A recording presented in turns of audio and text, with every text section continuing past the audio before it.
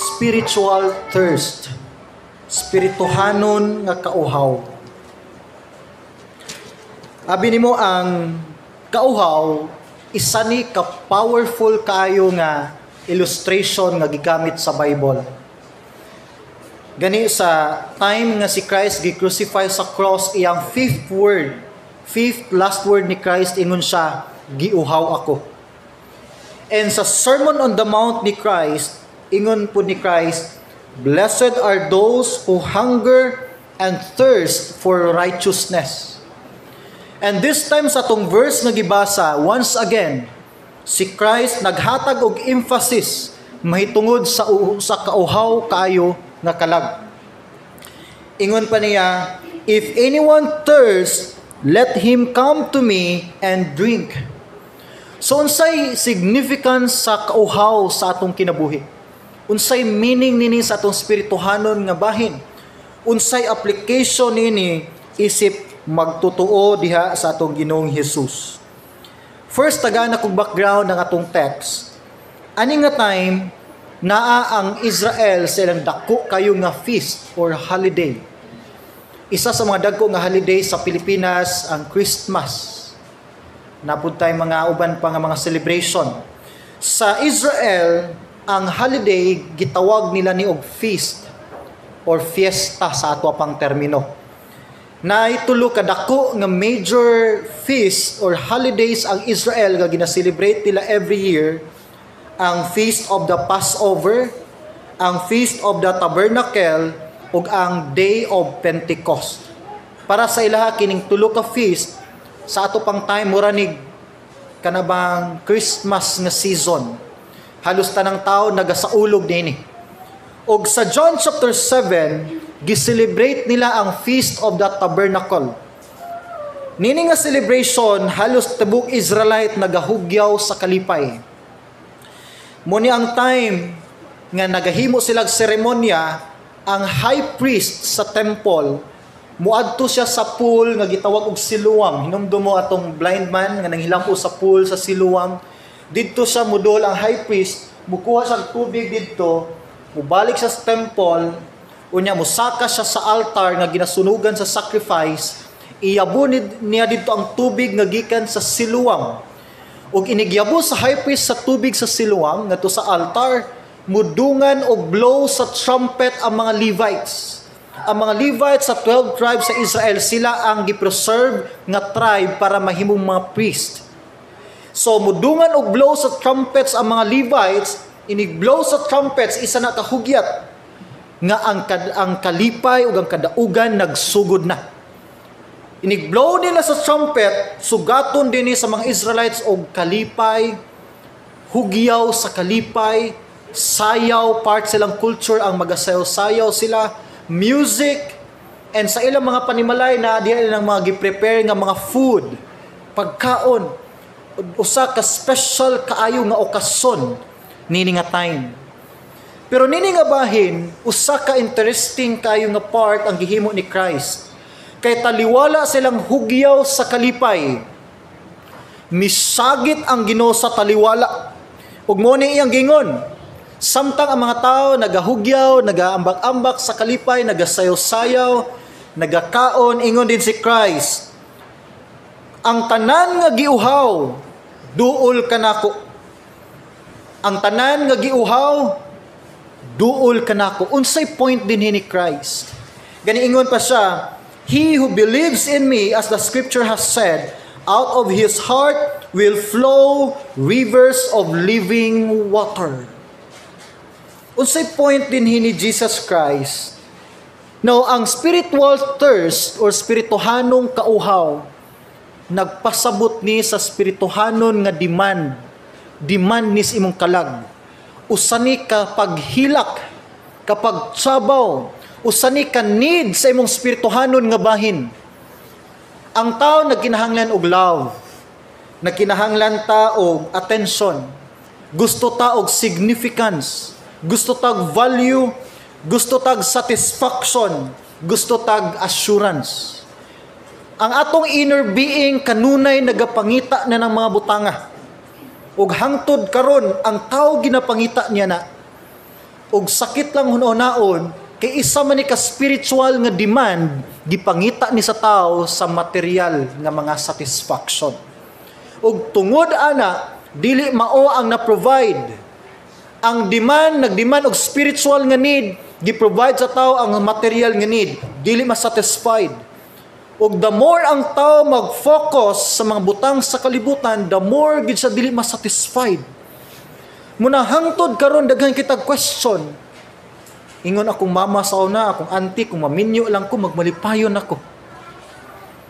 Pero sa tanan nakaagig kaminyoon, dili sa tanang higayon, malipayon ta. Kay bisan kita makaingon nga bisan ang marriage usahay failure. Ingon la, makatrabaho lang ka, makita ka kwarta, malipayon na ka. Tanan ta nakaagig panrabaho. Dili kwarta ang solusyon sa itong problema, kabalutan ni ana. Walay perfect sa kalibutan. Muna hantod karon isa na ka misteryoso nga butang ngano ang tao dili gid ma-satisfied tungod kay usana ka spirituhanon nga kauhaw. Now, una sa tanan, ang spiritual thirst is the main cause of human dissatisfaction. Ang spirituhanong kauhaw sa tao maoy pinaka-main nga hinungdan sa pagkadili nga pagkakontento sa tao. Now, ang literal nga pagkauhaw mo ni siya ang demand or feeling nga nakinahanglan kag tubig basta uhawon ka. Gani, ang spiritual thirst food mo ni siya ang feeling of dissatisfaction. Once dili ka satisfied, isa na ka spiritual nga thirst. So in other words, isa lang ang language sa spiritual thirst sa usa ka kalag sa tao. Ang dili pagka-kontento. Ang dili pagkatagbaw. So every time ang tao maka-experience og dili pagkatagbaw sa butang sa kalibutan, sa usa ka tawo og siyang kinabuhi, usa ni ka spiritual nga demand. Nagpamatuod ni nga hawang ang imong kinabuhi spiritually. Og nini nga bahin, dinhi nato makita nga mao nay common nga problem sa atong kalibutan karon. Daghang mga bana or asawa ang dili satisfied sa ilahang relationships. Daghang mga parents ang gipang-abandon ang ilang family. Dili satisfied sa ilang pamilya. Gani according sa survey, isa ka bata sa matag 3 ka bata, isa ni ana gikan sa broken family. Daghang mga tao ang dili satisfied sa ilang trabaho. Dili thankful sa ilang trabaho. Gani daghang mga tao nga nailhan ako nga nagaambak-ambak og trabaho kay dili satisfied sa ilang sweldo. Musweldo gid ani, mangita na pug mas dako nga sweldo. Mangita na pug mas dako nga sweldo. Hangtod walay maabtan sa kinabuhi. Kay usay ang tao uhaw sa katagbawan sa salapi. Nay mga tao nga dili satisfied silang achievements. Nga gusto pa gid nila mo dako pa gid ilang degree. Mangita pa gid og lahi pa gid nga level sa degree hangtod nga taas saking tan-aw sa tao nila. Mo nang daghan og mga tao nga nang graduate sa masteral, daghan na kay courses, daghan na kay educational background. Na halos uban wa na nila na-enjoy. Kay nalampos nila ang ilang tinguha, nga luya na ang ilang mga tuhod. Nay mangin ana nga mga tao, ang tao nagapangita og kalipay. Isa sa mga butang nga lisod kitag bawon ang tao, kalipay. Lisod kitag bawon ang tao sa kalipay, pero ang tao ginapangita niya ang katagbawan ng kalipay diya sa mga butang sa kalibutan. And daghan ang mga tao nga ginapangita nila ang satisfaction sa materialism. Moingon tao, well, kung makapalit lang ko na nga klase lagi nga gadget, malipayon na gyud ko. Magmalipayon lang ko kung moabot na ginana nga level akong sweldo. Isa na ka spiritual thirst. Usa na ka spirituhanon nga kauhaw. Once ni feel ka og dili pagkakontento sa imong kinabuhi, once nagalong ka og katagbawan, usa na ka spiritual nga paghilak. Spiritual na siya nga kauhaw. Abi ni once discontented ta sa atong kinabuhi. Once dili ka kontento, dili gid ka mapasalamaton. Once dili ka mapasalamaton, dili gyud ka malipayon. Kay bisan pag mag-file na diha ang blessing sa Ginoo, kulang gyapon na para nimo. And once kulang gyapon na para nimo, di gyud ka magpasalamat niana. Og dili na sa malipayon nga kinabuhi. Ang malipayon nga kinabuhi magsugod sa pagkakontento. Ang tao nga kontento wa ni nagpasabot nga di na pud sa mangandoy og dagkong butang. Ang tao nga kontento kung unsay gihatag sa ino gamay o dako, iya nang dawaton nga dunay pagpasalamat. And that is a successful living. Ang success na sa matter sa kasing-kasing. Wala sa mga butang nga imong na-acquire or natigom sa imong mga kamot. Abi nimo ang hinungdan sa dili pagkakontento, sala. Ang sala. Ang sala, ang nature sa sala, mangita ni sa katagbawan. Ang mystery niini kay dili gid ni siya matagbaw. Once mo focus ka sa sala, di gyud ka masatisfied.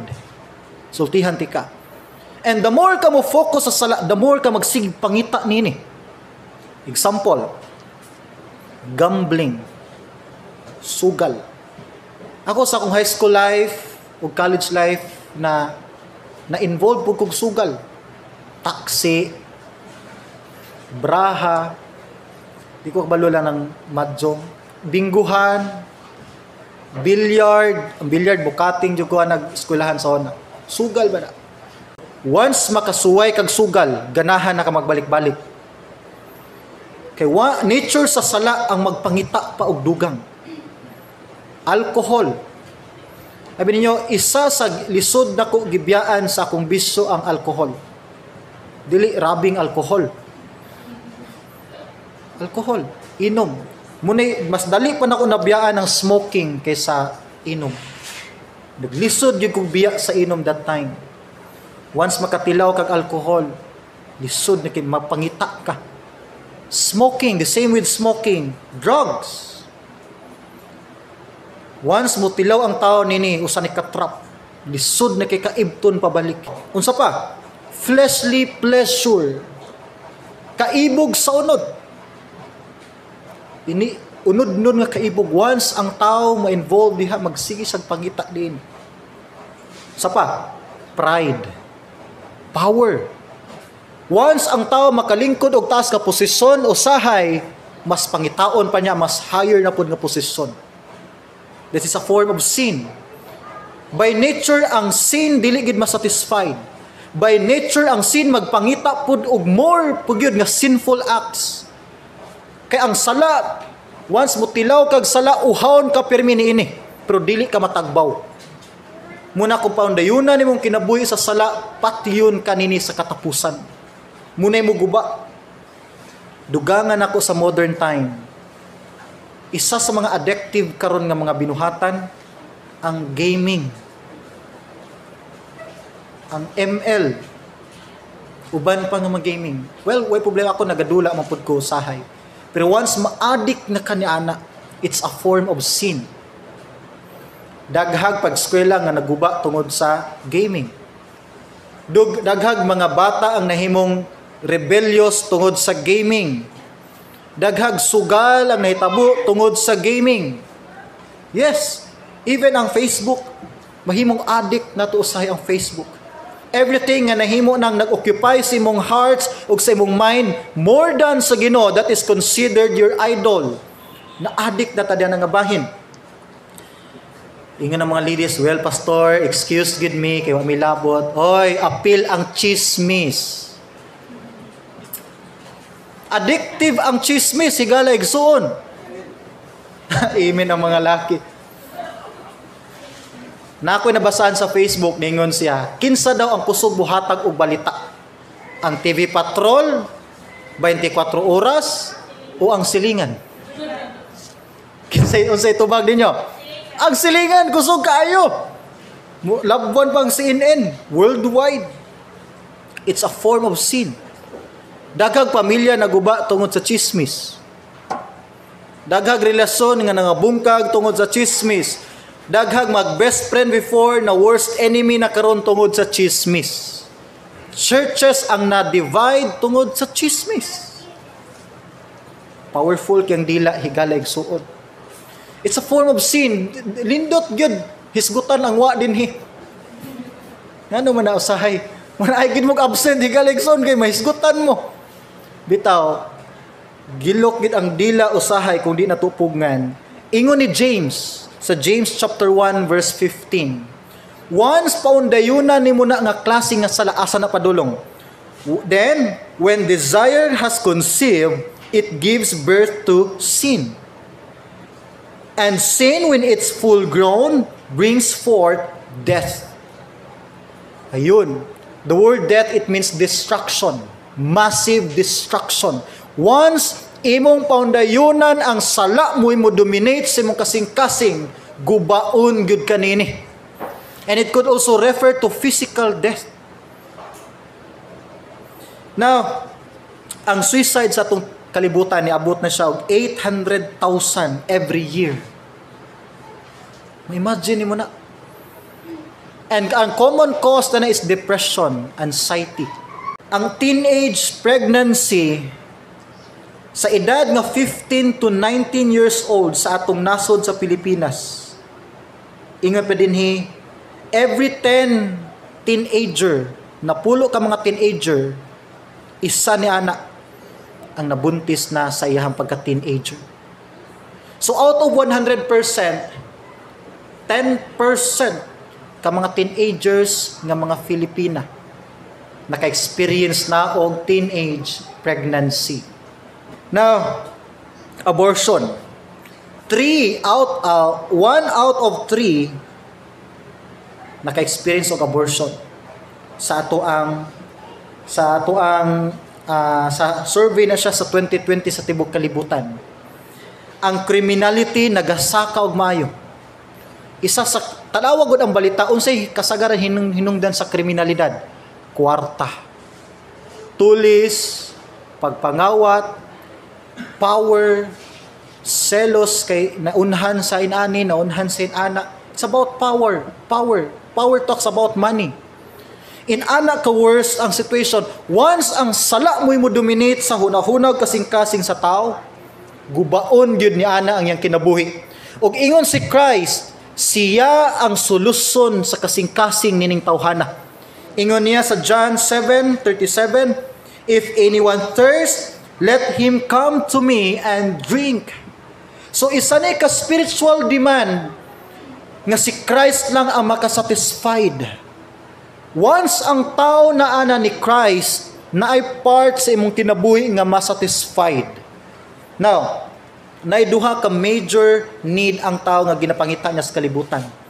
Ang significance ug ang security. Ang tao nangitag significance. Gusto tag tao nga muhatag na tog love. Gusto tag tao nga muhatag na tog value, muhatag na tog care, muhatag na tog attention. That is your significance. Nangita kag inana. Ikaduhang ipangita sa tao, security, assurance. Gusto na to nga kining tawhana dili mawala na to. Gusto na to nga secure ta nga di gid ta masakitan. That is security. Sigurista ang tao sa daghang bahin. Materially, spiritually, mentally, physically, relationship. Ang tao gyud sigurista. Kanang duha ka mga butang ang nagatuyok sa atong kinabuhi. Gusto ta og value, love, everything nga naa nato na og di na mawala na nato. In other words, selfish ta by nature gyud. Pero once madawat nimo si Christ sa imong kinabuhi, is-satisfied niya imong significance, is-satisfied niya imong security. In what aspect mo ni siya?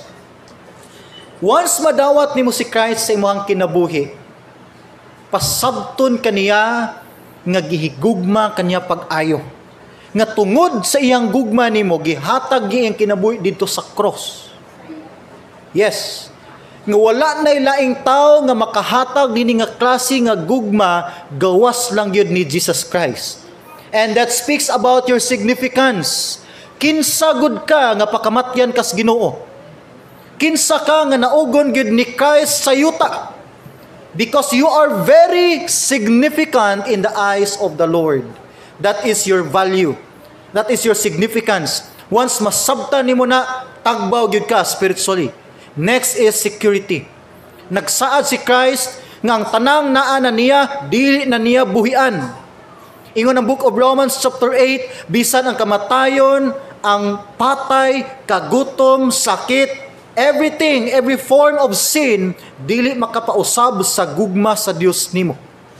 Ingon ang John chapter 10, 27 to 29, ang Dios na imo'y nagkupot sa imong kinabuhi. Si imong bag-o nga nature, ang Dios anak, Dios amahan, o gisilyuhan ka sa balang espiritu sa Ephesians 1:13. Secured imong Christian life. Once masabta na sa usa ka Christian, satisfied gid ka spiritually. Once maapektuhan, ma-feel nimo nga imong significance secure na sa Ginoo, imong security secure na sa Ginoo, diha mausab hinay-hinay imong perception sa kinabuhi. Mausab ang dagan sa imong hunahuna. Hinihinay na ka masatisfied sa gagmay mga butang, hangtod nga mabag-o hinay-hinay dinhi ang imong attitude ug ang imong character. Mao na nga ang tinuod nga satisfaction once si Jesus Christ naas imong kinabuhi ug mas masabtan pa nimo kung unsay iyang gibuhat sa imong kinabuhi. Number 2, spiritual thirst will result to spiritual dehydration if not cured. Ang atong spirituhanong kauhaw mo resulta ni sa pagka-spirituhanong pagka-dehydrate once dili nato ni matambalan. Now, ang physical dehydration, mao din ni siya ang pagkagamay sa imong asin sa imong lawas o sa tubig. Once physically dehydrated ka, daghanig epekto sa imong kinabuhi. Physically, moapekto ni sa imong utok. Munang say maglabad atong ulo, moapekto ni sa imong panghuna-huna. Di ka katarong og focus. Once dehydrated ka, once kulang kag tubig, di ka katarong hunahuna. Nagalabad imong ulo, maapektuhan imong mood. Apektuhan imong mood, ang imong energy level mo ubos. O mo apekto ni bisan sa mga internal organs nimo. Once di mo grabe na ang dehydration sa imong lawas, daghang mga organs nini ang maapektuhan. Now, ang common nga problema daw sa mga tao karon according sa mga medical experts, ang tao dili aware nga dehydrated na siya. Dili ta aware nga kulang tag tubig gina-intake every day. Ang tao dili aware nga dehydrated na siya. Kisay 4 lang ka baso, 5 lang ka baso atong gina-intake. Di ta aware kay murag wa man tay ma-feel kunuhay. Ang tao makabantay na nga dehydrated siya once na siya pamation. Once ma-admit na siya. Once dadun na siya hospital. Ug mao nay realidad sa atong kinabuhi, sa atong kalibutan. Ang tao dili aware nga nagkinahanglan siya Dios siyang kasing-kasing. Ginatry na tog deny, ginatry og deny sa tao nga ang problema niya masulbad ra niya kung siya lang. Nga ang tao masatisfied ra siyang kwarta. Ginatry na tog prove nga kung naa lang ko ani mga butanga maulian na niya akong kinabuhi. Ginatry na tog deny ang demand sa tong nature nga nakinahanglan gitag Dios sa tong kinabuhi. Nga tanang hinungdan sa kagubot sa pamilya, problemas kinabuhi bisan sa tong nasod tungod sa wala paglihok sa Ginoo sa taliwala. Ug nay mga tawo nga nakasabot na nga bahin, ila lang yung ginadeny. Mun usahay ang tawo muduol na sa Ginoo once seryoso na kayo ang iyahang balatian spiritually. Dagan kay tawo ni surrender sa Ginoo human sa disgrasya. Daghang tawo nagpatawag og Bible studies ilang balay human sa usa ka traumatic kayo nga panghitabo. Daghang tawo magsige nagpaampo sa ilang kinabuhi, sa ilang pamilya human nakagawas sa hospital. Kay by nature, spiritually, ang tao wala kahibalo nga spiritually dehydrated na siya. Ug diha niya masabta na nga nakinahanglan ni sa Dios once tinud-o na sa Ginoo ang iyang kinabuhi. Now, ang spiritual dehydration pwede ni mahitabo sa usa ka Kristohanon ug dili magtotoo. Mahitabo ni siya bisan pag dili ka Kristohanon o bisan pag Kristohanon ka. Now arita sa usa ka unbeliever. Unsay mahitabo once unsay ilanan nga dehydrated ka usa ka unbeliever. Masabtan nato ni sa sugilanon sa Samaritan woman. Sa John chapter 4 na encounter ni Christ ang usa ka babae nga Samaritanhon sa Jacob's well. Ug sumala pa sa Bible kining bayhana nagagawa siya mataglawom na sa hapon. Usually ang tigkuhag tubig sa Israel na sa mga 3 p.m., 4 p.m. Pero ingon pang Bible, kining bayhana nagakuha sag tubig sa late na nga kahaponon. Katong wala na tao nga nagpundok sa tabay. And ang reason, abi nyo nga no, tungod kay nasa'y insecurities. Nasa'y 5 ka husbands, ingon pa ni Christ. 5 ka bana. Og ang iyang status gaduna say 5 ka bana, it is a form of spiritual thirst. Proof nga wala say satisfaction sa iyang pleasure. Ang tao nga gikuhit nagmaayos sa Ginoo, nagpahinumdom nga nagkinahanglan na kag Dios, once ipa-feel na sa Ginoo nga uhaw kay ka sa usa ka butang. Once uhaw kay ka sa usa ka butang pero matingala ka kay di gyud ka masatisfied, that is a great sign nga uhaw na kay kas Ginoo. And tungod niya na insecure among babae, di siya gusto hisgutan sa iyang mga silingan. Di siya confident sa iyang kugulingon tungod sa iyang status. Muna mo gawa siya, timingon niya wala na nagkabuog tubig diha sa tabay. Naglikay siya. Nagkinabuhi siya sa pagsigig tago-tago. Sigig pakaron ingnon. Muna iyang kinabuhi. So usa ka tawo nga klaro gyud nga nagpapansin ang Ginoo sa iyang kinabuhi. Napuno og insecurities ang iyang kinabuhi. Walay confident level. Hadlok. Dili mo bati og confidence siyang kugulingon. Feeling niya siyang pinakaubos nga klase nga tao sa kalibutan. That's a form of spiritual thirst. Goes pa niya na sa time giningon si Christ, babay, kung matagaan ti ka sa tubig nga akong ihatag nimo, dili nakauhawon pa nini. Ingon din siya, sir, tagai ko na nga tubig karon dayon.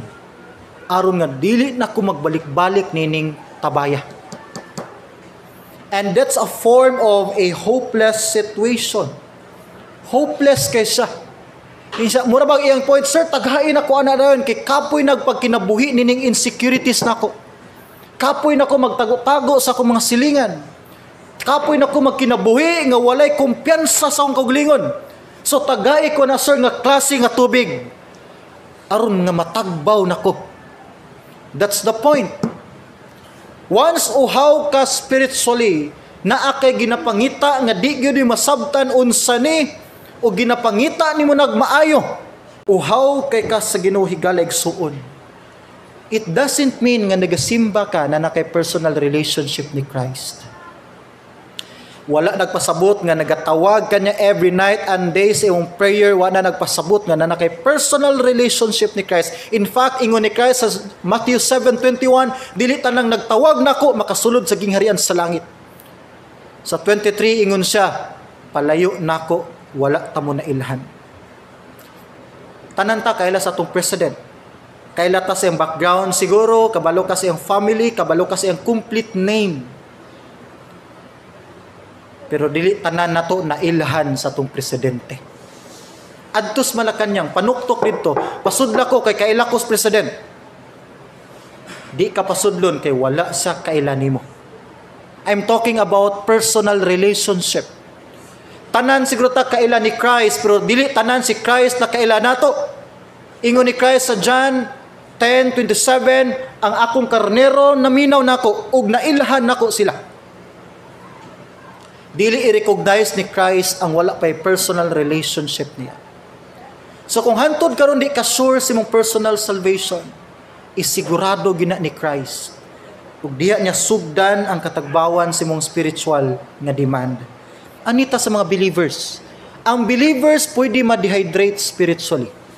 Unsay sign nga spiritually dehydrated na ka as a Christian? Na gusto na ko taga na pansin ang Psalms 51. Ang Psalms chapter 51 isa ni kat prayer ni David. Muni ang time nga si David, grabe kay siya nakaduol sa Ginoo regarding sa iyang mga sala o giunsa niya pagduol yung kagulingon sa Ginoo. Pero this time tan-aw nako ang background ni David.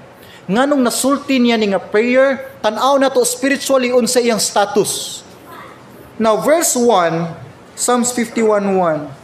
Ingon siya, have mercy, God, according to your gracious love, according to your unlimited compassion. Una sa tanan, makita nato dinhi ang David nga naa sa iyang down kaayo nga situation. Ingon siya, kaluy-i in town ko Ginoo. Kaluy-i ko Dios. So ang usa ka Christian nga spiritually hydrated, pwede ka save. Pwede ka na personal relationship ni Christ, pero hangtod karon posible uhaw kay ka spiritually. Once ma-feel nimo ang down kaayo nga situation. Sa verse 2 ug ang verse 3 ingon siya, wash me from my iniquity, cleanse me from my sin. Verse 3, for I acknowledge my transgression, my sins remain continuously before me.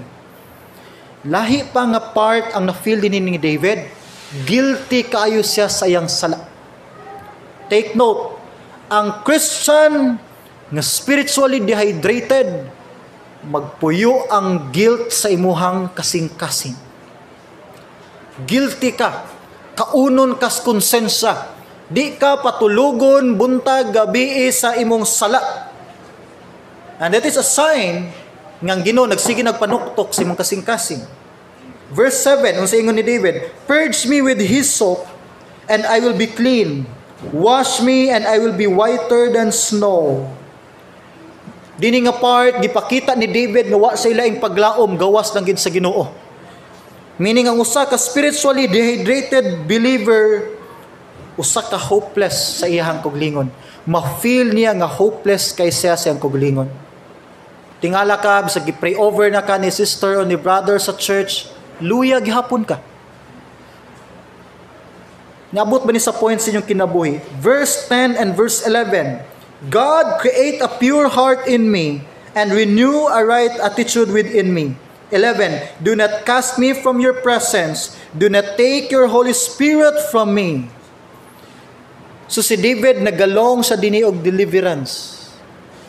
Ingon sa Ginoo, bag-uha in tao na akong kinaiya. Ayaw ko ipalayo sa iyong presensya. Take not your Holy Spirit from me. Mo ni ang presensya sa Holy Spirit. Ingon ni David, Ginoo, ayaw kwaa ang presensya sa imong Holy Spirit. Digi ka nako. Ang usa ka Christian nga spiritually dehydrated, conscious kay ka sa presensya sa Dios. Magsige kag ingon, napabay Ginoo sa akong kinabuhi. Active ba ang Holy Spirit sa akong kinabuhi? Usahay gani i-blame pa nimo siya sa imuhang kalisdanan ug kasakit.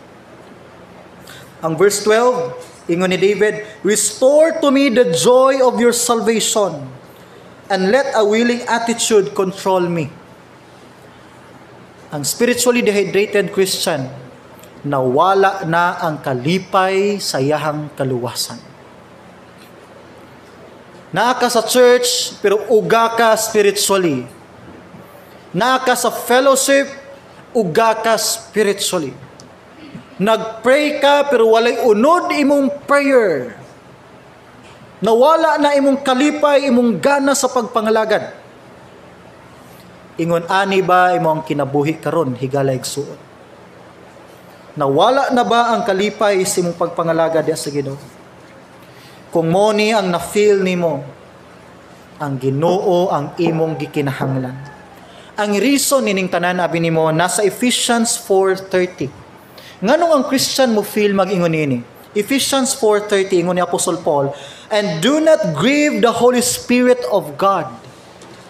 Grieve, pasubo. Ayaw pasubua ang Holy Spirit. Once masubo ang Holy Spirit nga nas imong kinabuhi, masubo pud ka sa imong kinabuhi. Kanusa ta last time nasubo na tong Holy Spirit sa tong kinabuhi? Kanus ata last time makahinumdum ka nga nihimo kag desisyon nga kahibalo ka nga dili gid uyon sa kabubuton sa balang espiritu nga nagpuyo nimo. Sala, in other words. The more ta magsigig paminaw sa conviction sa sin, the more masubo ang Holy Spirit nga nagpuyo nato. O the more siya masubo sa atong kinabuhi, mo reflect ni sa imong appearance, imong emotion, sa imong kinabuhi, mo nang uga kay ka spiritually. Gani ingon ng Christ, blessed are those who hunger and thirst for righteousness. Once ang Holy Spirit mulihok na sa imong kinabuhi as a Christian, uhawon gyud ka sa pagkamatarong. Tinguhaon niyo muduol gyud sa Ginoo. That is a good sign nga ang Holy Spirit mo'y nag-convict sa imong kinabuhi, kay birahon kaniya diha sa pagduol sa Ginoo. Pag-renew sa imong commitment. Pero masabta nimo nga ang yawa mo'y nagbira nimo, kay ipalayo nun ka sa niya gikan sa Ginoo. Number 3, spiritual dehydration is a serious sign that God is working in your life. Once dehydrated ka spiritually, na ay good part nini. Although dili ni dapat nimo i-desire, pero ang good part nini kung naka nini nga situation pasabot nga ang Ginoo naglihok gihapon sa imong kinabuhi. Now, hinumdum ko way back mga 10 years ago, nag-eskwela ko sa akong first na course sa college. Nailhan ako kung saan ako kahigala. That time, lulong kaysa sa droga. Lulong siya sa ecstasy. One time ingon siya bay, ayog yung sundog nako. Ayog sulod nini. Once musud ka nini, maglisod na kagawas. So nakain ko, nganong nisulod man kanana? Kaming duha sa kantin. Ingon siya, gikan magud ko sa broken family. Wala ko ka-experience anang love sa papa, love sa mama. Nagdako ko sa lain nga mga kamot. Uhaw ko og love bay. Yun siya. Nangita ko attention. So ginatry na kong pangita na nga love sa akong mga barkada. Yan ang ko nakita nimo. Pero sa gihapon wala na ko nakita. Relationship na siya ka-live-in. Kulang gihapon ang love nga gihatag siyang partner. Hangtod dito naman siya misway og bisyo. Gisuwaya niya sa bisyo, ato nabot siya sa droga, nabot siya sa ecstasy. Yung siya hangtod karon, wa gyapon ko na satisfied. That time mo pay pagsugod-sugod na kog simba dinhi. Pero karon ako na realize nga nahitabo sa akong classmate usa ka spiritual nga kauhaw. Uhaw kay sa spiritually. Nga daw sama ra ang nakigstorya nako, dili ang akong classmate nga nakita kun dili ang iyahang kalag. Demand to sa iyang kalag. Ang problema ginatry niya satisfied iyahang kalag sa barkada, bisyo, relasyon, kwarta, everything. Dato magud sila. Wa gid gihapon sa satisfied. Tungod kay ang spiritual nga demand sa imong kalag, bisag unsaon nimo humol, lunang imong kinabuhi sa material nga mga kadaugan, uhaw gyud gihapon ka. Ug ang Ginoo lagi makasatisfied ni ana. Pero mao nay gihimo karon sa tong kalibutan. Ginatry og pangita sa tao ang katagbawan silang kalag sa kasikat, sa kwarta, sa power, relationship, kaibog sa unod ug sa ilang mga achievements. Nagtuo sila nga once maabot nila na nga level silang kinabuhi sa yuta, tagbaw na sila. In fact, ang 5 ka top richest person or people in the world sa karon nga 2020, wala gi isa nga nag-ingon nga natagbaw na siya sa iyahang kinabuhi. Kadungog ba mo? Walay tao nga pinakadato sa kalibutan nga ningon, well, satisfied ako, di na ko magnegosyo, tagbaw na ko sa akong net worth nga tag 700s of billions every year. Wala. Gani, the more sila na dato, the more sila na ningkamot pa nga dili malabwan. And that is a spiritual thirst. Walay katagbawan sa kalibutan. Now, ingon ang Isaiah 55, last verse nako. Isaiah 55, 1 and verse 1 to 3. Everyone who thirsts, come to the waters. And you who have no money, come, buy and eat. Yes, come, buy wine and milk without money and without price. Why do you spend money for what is not bread, and your wages for what does not satisfy? Listen carefully to me. Eat what is good, and let your soul delight itself in abundance. Verse 3, incline your ear and come to me. Hear, and your soul shall live. Ingon din ang Dios. Tanang giuhaw, duol dinhi. Libre mo inom. Tanang gigutom, dool, libre ang pagkaon. Nganong sikag pangita sa katagbawan sa imong kalag sa mga butang nga dili makatagbaw sa imong spirituhanong kaibog. Ingon ang Ginoo, na ako din nag-offer sa demand sa imong kalag. Nganong sikag pangita didto nga naa dinhi ang solusyon. Abi mo sa history, sa 7 last words ni Christ sa cross, ang 5th last word niya, ang sigingon niya, giuhaw ako. Giuhaw si Christ sa cross. Ug kana nga kauhaw beyond physical thirst na siya. Dili lang na siya pisikanhon nga kauhaw.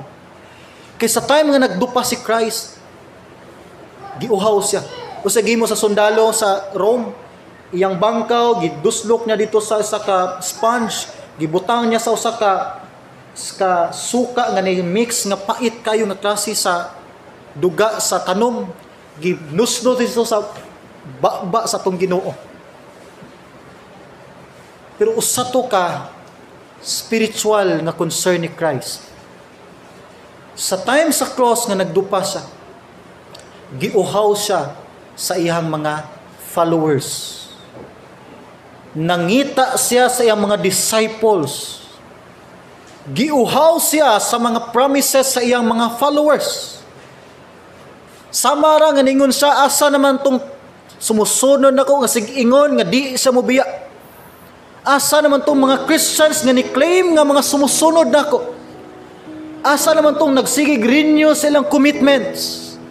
Asa naman tong bag-o lang nag-renew sa iyang mga vows din hinako.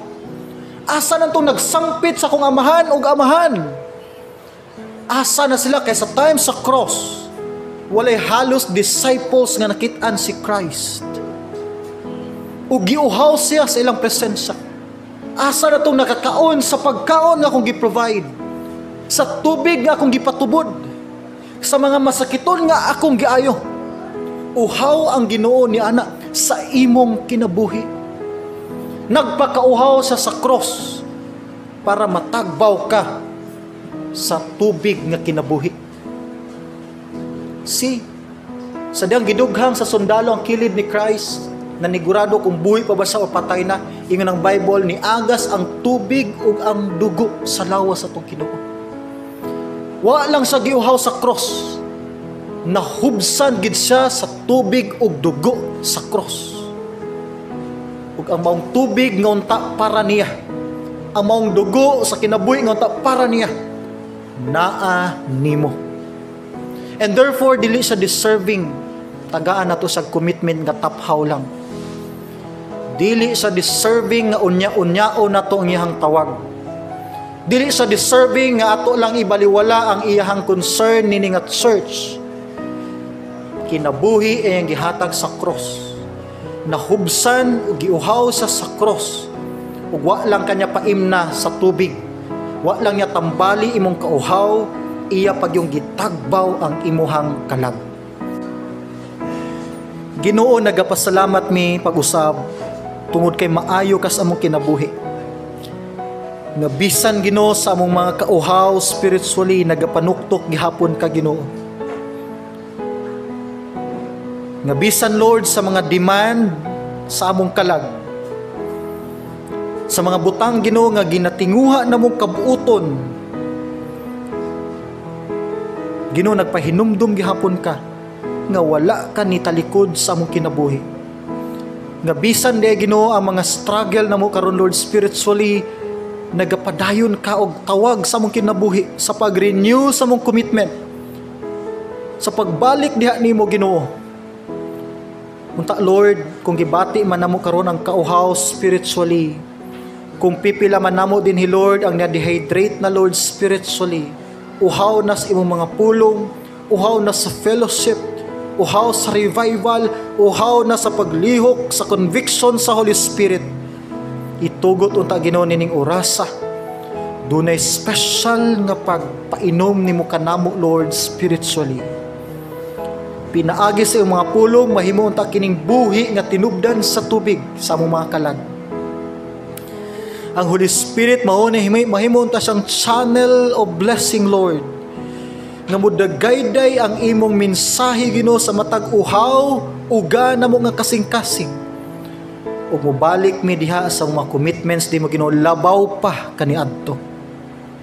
Pasaylua mi Lord sa mga sala.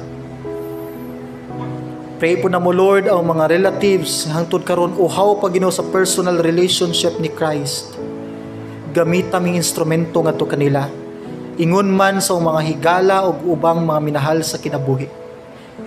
I-bless Ginoo ang matag pulong karon nga naplastar sa mong kasing-kasing, nga kini mamunga ug magamit na mo Ginoo sa imong kahimayaan.